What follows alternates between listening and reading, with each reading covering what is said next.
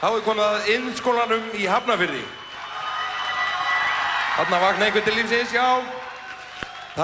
Söngvari er Íris Ösp Sveinbjörnsdóttir. Hún flytur lagið Eftirsjá eða I Really Loved Harold. Höfundur lags og texta er Melanie Safka. Þýðandi texta er Kristján Ingi Gunnarsson og Kristinn Logi Hallgrímsson. Gjörðu svo vel, iðnskólinn í Hafnarfirði.